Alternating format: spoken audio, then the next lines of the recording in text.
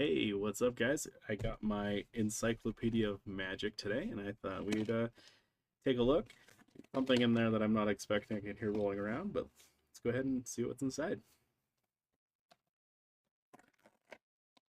The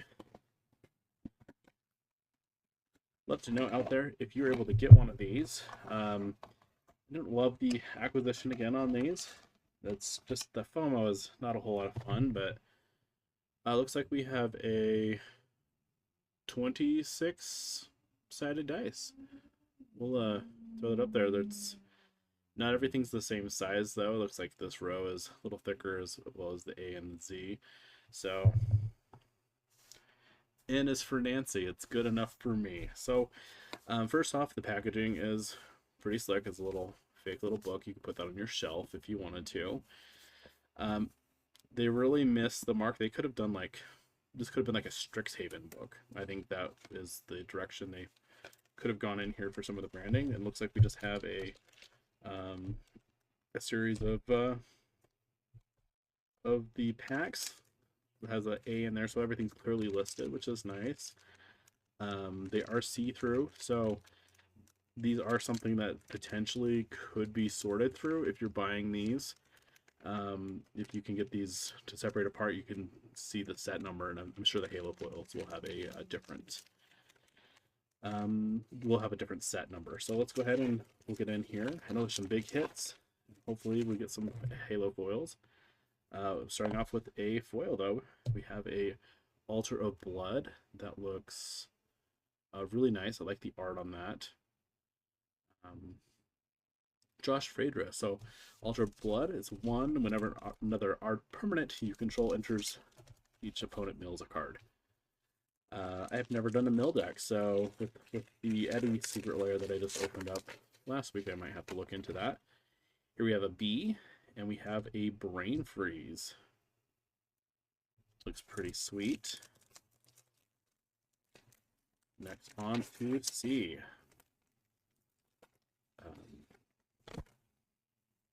We have a Crop Rotation. I was gonna write a whole song with C is for crop rotation, and it's good enough for me. But I was way too lazy to do that.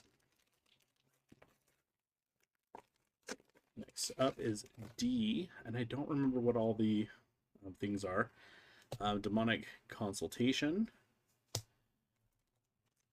I don't remember which ones are all the hits. I know there's Urza Saga and Vesuva. There's a few that I'm kind of looking for. Here we go. Our first Halo foil, an Eerie Ultimatum. 3 black, 2 white, 2 green. Return any number of permanent cards with different names from your graveyard to the battlefield. Happy to see a Halo foil. I've heard some people have been opening these and not getting one, which would be kind of a bummer. We have a Field of the Dead. These are, I could just see this like every time you look at it, you're like, what am I looking at here? All right, we're going on to G. We have a foil Gray Merchant of Asphodel. That was one that I was hoping to get in foil because I love Theros. It's probably my favorite plane next to Eldraine and Dominaria. So not a lot of planes get me too excited. So I'm happy to see that one. Hymn to Torak, sorcery. Target player discards 2 cards at random. Yeah, the really cool art here. I still think that something based around Strixhaven would have been cool. The Isochron Scepter Shakerweight. Well, that'd make a quick edit for some system sounds that kept popping up. Next letter, I think we'll just start sorting these off actually by foil, as well as the Halo foils. Since those are kind of the big exciting ones. And this mat is a Darkness mat from the Overpower set that's coming out with Image and Top Cow and things next year, which would be pretty cool. We have a L, or J, and L. These are kind of fun. It'd be a cool way to sort things if you do anything alphabetically. Here we have a Junji Midnight Sky. 2 black and 3. Dragon Spirit, 5/5. Flying Menace. When Junji dies, choose 1. Each opponent discards 2 cards and loses 2 life. Put target dragon creature card from a graveyard onto the battlefield under your control. You lose 2 life. That's one that I think it came out in the last Kamigawa set, and I didn't buy a lot of that one, so I did not get one. So we have a Krark Clan Ironworks. It's an artifact, costs 4, sacrifice an artifact, and add 2. Nice little mana engine in there. I don't like to rip the whole way, so I just have to make sure we don't hurt the card on the way out. The actual L and a Llanowar Elves. I love the art. Some of these, though, I do really like that art. I hope we see this artist in Eldraine. It'd be cool if we could see some cards. Like, why hold back? M could have been for Mox Amber. Here we have our foil Mural Shield of Argive, white and 3. During your turn, opponents can't cast spells or activate abilities of artifacts, creatures, or enchantments. When Marvel attacks, create X 1/1 colorless soldier artifact tokens, where X is the number of soldiers you control. Just a really pretty card. Really cool treatment. I've been wanting to pick a copy of her up, and it was nice that some cards that were on my to buy list are in here. No complaints. We have N is for Narset's Reversal. Copy target instant or sorcery spell, then return it to owner's hand. Then you may choose new targets for that copy. I think that came in for the Spark originally. We have an O is for Ob Nixilis the Fallen and foil, 2 black and 3, or 3/3 with landfall. Whenever a land you control enters, you may have target player lose 3 life. If you do, put 3 +1 punt 1 counters on Ob Nixilis. Many lives live with quiet desperation. His is quite loud.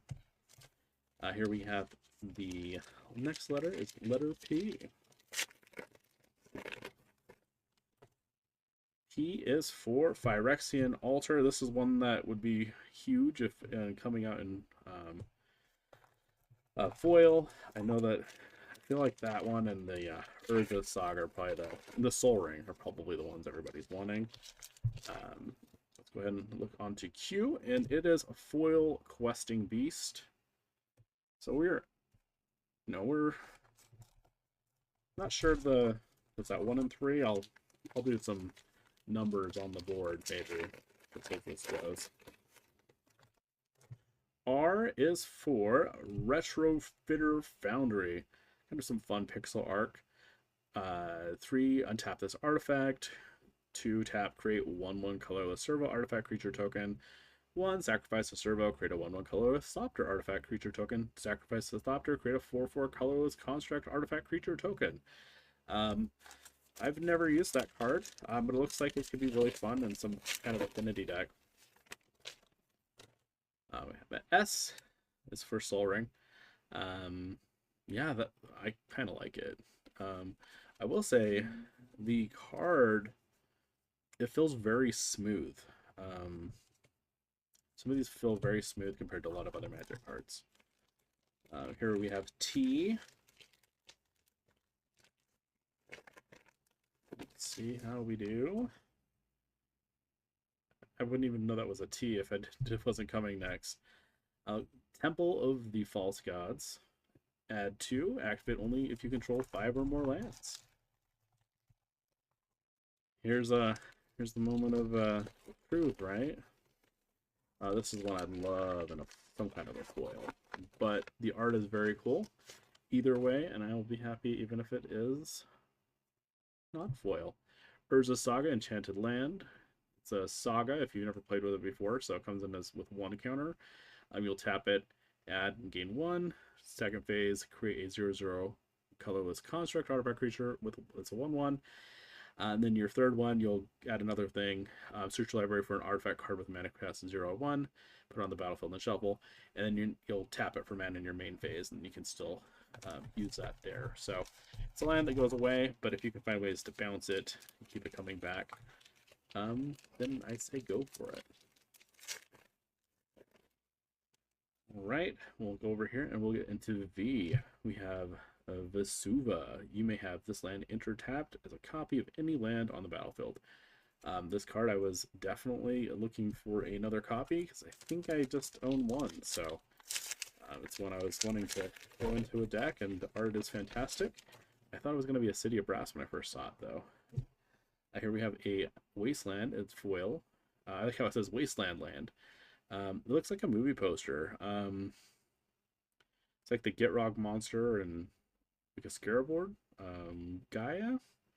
And I do not remember the Panther man's name. I've never had the card. I know it's like an old Commander deck card from back in the day.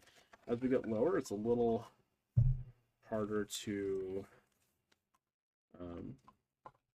get that in a minute. A little harder to open, but here we our next one. I think this might be the bonus card because that's just a question mark. So we'll use that one for last. We have our X is Xantcha, Sleeper Agent, red and black and 1 for Phyrexian Minion, 5/5.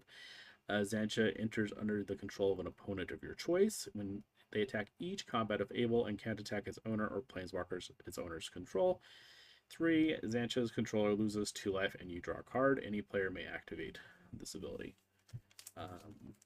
Nice little shenanigans there. I like the comic book looking art.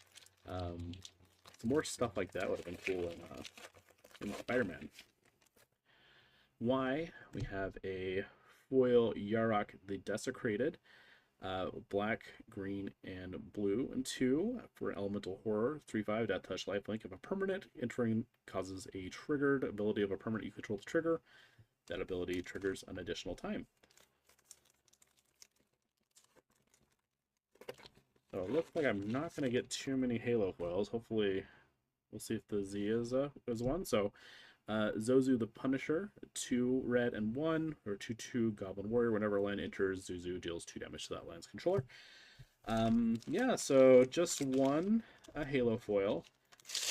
And we have 1, 2, 3, 4, 5, 6, 7. 7 foils. So we're at 1 in 3 or so that are common foil. And then we have a Alhammarret's Archive. I don't know the card actually. 5, it's a legendary artifact. If you would gain life, you gain twice that much life instead. If you would draw a card, except the first one you draw in each of your draw steps, draw 2 cards instead. So yeah, this is a cool it's a cool set. I got the bundle, so I have another one that I will be opening. And yeah, very happy. There's a lot of cards in here that I was going to be wanting to throw in some decks anyway.